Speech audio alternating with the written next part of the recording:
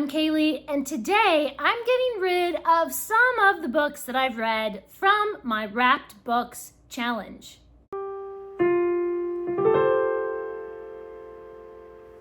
At the beginning of this year, I wrapped up 100 of my books in gift wrap, and every week I choose a number from the teacup, and then I read that random book. And my goal for 2024 was to read 50 of the wrapped books. And now I've done that, and so I want to go through all 50 of those that I've read and decide, am I going to keep that book? Am I going to get rid of it? And if I decide to keep it, then I'm going to put it back in its normal place where it would usually go on my bookshelves. Before we dive into all 50 of those wrapped books that I've read, I'm going to reach back here to our Booktuber Shoutout book, and we're going to shout out somebody randomly.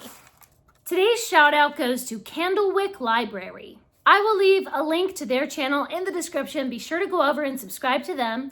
And if you haven't already, please do subscribe to this channel and give this video a thumbs up. And follow me over on Goodreads and Storygraph and all the places. We're going to go through these books in no particular order. I've got them all stacked up on a table over here, precariously stacked up. And I'm just going to grab some and then make a decision. Do I keep it or is it time to let it go? So our first one is Agatha Christie, Crooked House. Of course I'm going to keep Agatha Christie. And this one was a particularly good one. Then we have Missionary Stories from Around the World. I've actually read better missionary biographies than this one. This one is kind of simplified down for children, but it's still pretty good, and I'm going to keep it.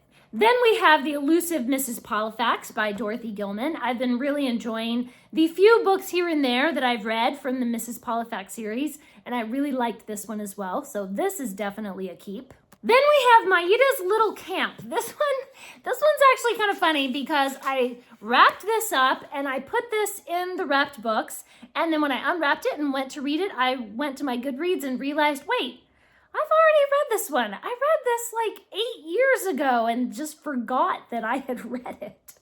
So this was one that I actually didn't end up reading, but I am going to keep it because it's just so pretty. Then we have The Hermit of Far End. I loved this book. Oh my goodness, this book just completely blew my mind. So this is definitely a keep. Then we have another Dorothy Gilman, A Nun in the Closet. This one wasn't the best Dorothy Gilman that I've read, but it was still pretty good, so I'm going to keep it. Then we have Eva Ibbetson's A Countess Below Stairs. This is the first YA that I've read from this author. I've read a lot of her children's fantasy, but I've never read any like YA romance from her. It was still pretty good though. I enjoyed it. There were a few troublesome spots that I did not care for, but I am going to keep it. Then we have another Agatha Christie, Appointment with Death. This one is a Poirot mystery, and so of course I have to keep it because I adore Poirot. Then we have Grace S. Richmond's Strawberry Acres. I think this is the third Richmond book that I've read from this author, and I am just very quickly falling in love with this author, and I just want to find every Grace S. Richmond book that I can get my hands on. I really love this one because it's all about sibling relationships, and I do love a good sibling relationship. Adorable, so wholesome, love it. And yet another Agatha Christie, Hickory Dickory Death. This is another Hercule Poirot, so of course it is a forever keep. Now we finally get to one that I'm probably going to unhaul. This is The Other Shepherds. It's about these two siblings, and before they were even born, their three older siblings all died in a car accident. But they never met these older siblings. But it's like their lives are overshadowed by the death of their siblings. This is very interesting and kind of weird, and I'm glad that I read it, but I don't want to keep it in my life. So this is our first book to unhaul. Then we have a cute little chapter book in Aunt Lucy's Kitchen where some little girls that are cousins start like their own little baking business. It's completely adorable and has really cute little illustrations. So fun. I'm definitely keeping this to read with my nieces. Then we have Be Ever Hopeful, Hannah Lee, about a girl growing up in the aftermath of the American Civil War. I didn't hate it, but I didn't love it either. It was just sort of like, that was okay. So I'm going to unhaul this one. The Golden Goblet is a Newbery Honor book about a young Egyptian boy who wants to be a goldsmith. This one I'm really not sure. I mean, it was good. It was good. And I can see why it was, a Newbery Honor book. But I don't know that I would ever read it again. I think I'll go ahead and get rid of this one as well. I did enjoy it, but it's just, I didn't love it enough to keep it. Then we have Marilla of Green Gables. So this is supposed to be kind of like a prequel to Anne of Green Gables from when Marilla was a young girl. This is another one where I didn't super love it, but I didn't super hate it either. I'm kind of remembering now some scenes that sort of annoyed me though. Yeah, I think I'll just get rid of this one. I mean, it was fine, but nah. Then I have The Lost Kingdom by Matthew J. Kirby. I loved this. This is such a fun adventure. It explores really deep themes, has very complex characters. This one is definitely a keep. Then we have The Red Thread, where this girl thinks that she is remembering things from her past lives, from hundreds of years before. This was really creepy and weird and just very, very strange. I do not care for this. So this one is going to be unhauled.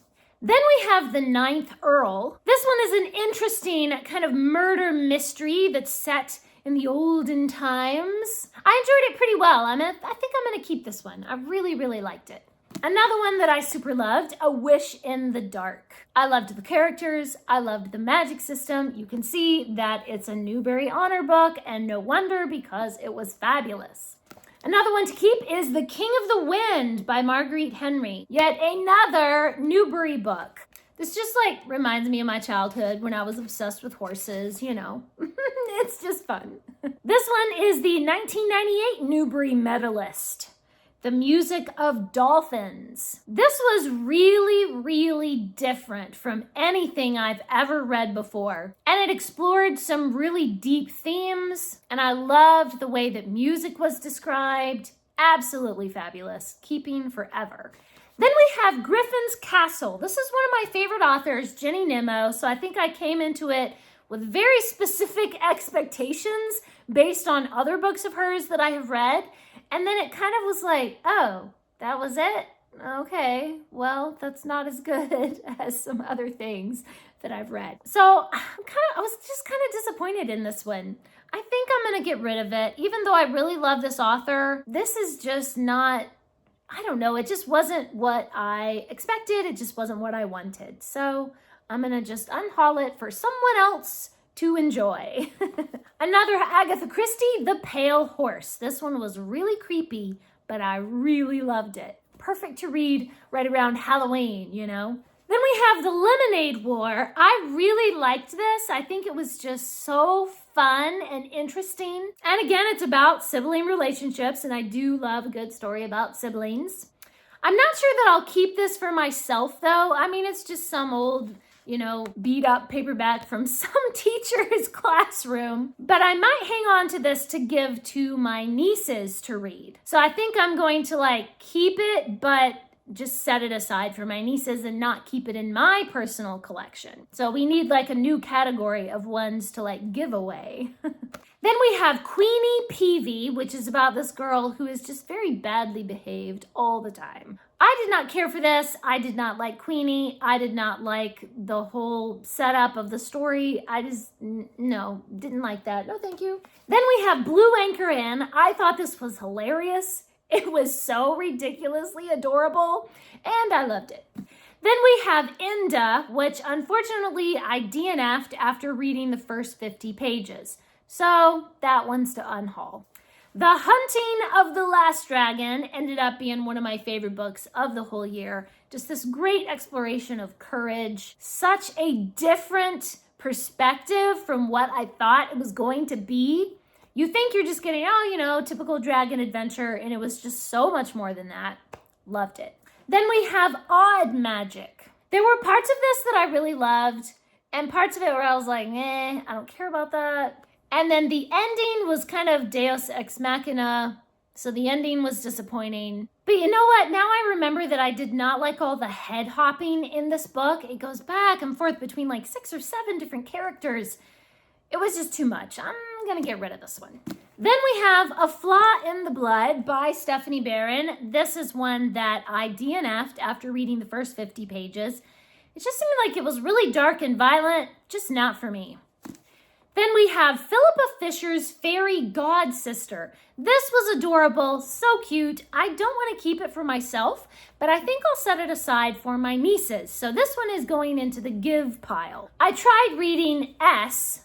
I don't know why it's just called S, but then this book is called The Ship of Theseus. The real title is S, but like the subtitle, I guess, would be The Ship of Theseus. Anyway, this just was awful. Just really, really horrendous. I hated every second of it. I wanted to like it so much, and I just hated it so bad. Please get out of my life. Then we have Stitching Snow, which I think I DNF'd after reading about the first 30 or 40 pages. So I'm getting rid of that one. And we have The Emperor's Ostrich, which was really funny and cute, but I don't know, I guess I was expecting it to be more funny, and it was just sort of like, a mild chuckle instead of like insane hilarity. Maybe it's just not quite my style of humor or something. I might put this one in the give pile though. I might hang on to this one if my nieces wanted to read it. Then we have Falcon Quinn and the Black Mirror. So this is about a boy. He goes to this monster academy and he doesn't know what kind of monster he is. This was fine. I mean, it was pretty good, but I just kind of lost interest pretty quickly. I did read the whole thing, but I'm not interested in continuing with the rest of the series. I think I'm just gonna get rid of this one. Then we have The Golden Snare. I fell in love with this book. It's adventurous and romantic and delightful. I'm definitely keeping this one. Then we have The League of Seven. This is one that was fine. It was interesting, and I liked the characters pretty well, and the plot is adventurous. But by the end, I just kind of lost interest, and I'm not interested in reading the rest of the series. So I think this is one that I'll just say, I'll just let it go. Then we have The Giant Rat of Sumatra, or Pirates Galore. This is about a group of pirates who decide to retire and set up a ranch in California. This was a fun adventure. I liked the characters okay. The plot was a little bit predictable. It was fine, like it was fun, but it wasn't really anything that special, so I think I'll let go of it. Then we have The City in the Lake. This book broke my brain. There were so many twists and turns in the plot, and the magic system was so unique. I absolutely love this, and I'm definitely keeping it. Then we have Handbook for Dragon Slayers. This is another one where you think it's just gonna be, normal dragon adventures, la la la. And then there were so many more layers to the story and the magic system and the world building. This one was really fascinating. I'm definitely keeping it. Then we have Lady of Quality. This is a romance that is set in the Regency era. I liked it okay, but I did not care for the romantic interest guy, like the hero of the story. He just wasn't very heroic. He was kind of a sleazeball and not a nice person. And I liked all the witty flirtation back and forth, but this is just not one that I really care to keep. Then we have A Yank in the RAF. This is another one where the hero is just not that heroic.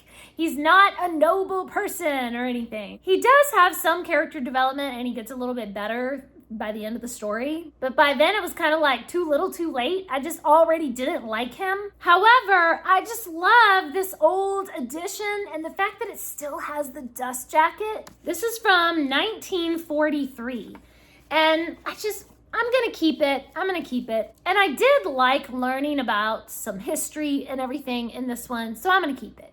Then we have Water Sky by Jean Craighead George. This one I really loved. It was so interesting learning about the Inuit culture and their language and the tradition of hunting whales. This was just really, really fascinating. So I'm keeping this for sure. Then we have The Royal Box, which is a murder mystery that happens in the Royal Box at the theater. I was pretty disappointed in this one. It's kind of boring, just not very much happens through the story. Didn't really like any of the characters. It is from 1954 though, and it still has the dust jacket. I might keep it just for the, just for the pretty cover.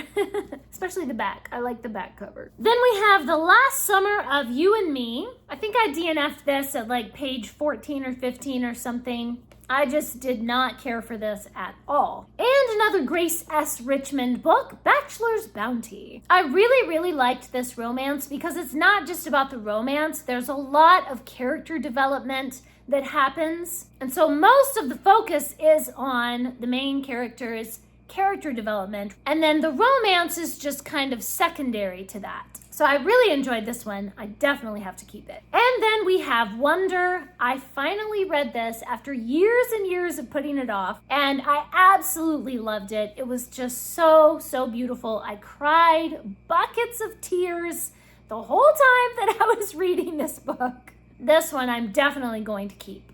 Then we have the duology, An Unexpected Apprentice and A Forthcoming Wizard. Boy, this one I'm really not sure about. I did enjoy it, but there were a few things that I did not enjoy. Mainly I just liked the main character, Tildy, and when the story would spin off into the perspectives of other characters, I just didn't care about that. I was like, okay, blah, blah, blah. Get back to the main character. Get back to Tildy. And then there were times in the second book, especially in the middle, when it really just dragged on and on and on. But then the ending was really excellent. I think I'm going to keep it. Yeah, I think I'm going to keep it. It had a few things that I did not care for, but overall, I really liked the characters, the plot, and all of that. So this one is for keeps. And right now, I'm actually in the middle of The House of a Thousand Candles, and I'm enjoying it quite a lot. I'm hoping that if the ending is even halfway decent, then I'm going to keep this one, especially just because this cover is absolutely gorgeous. I have to keep it. I cannot possibly get rid of this beautiful book. And those are the wrapped books that I've read so far. So now that I've taken these wrapped books off of my wrapped books shelf, I'm just kind of scooching together the other books that are left, 50 more wrapped books to read in 2025. Every time that I unwrap a book, I do a reel or a short. So be sure to subscribe and follow my channel or follow me on Instagram so that you can always see when I unwrap a new wrapped book. Thanks for watching. Please subscribe and remember, the right book in the right hands at the right time can change the world.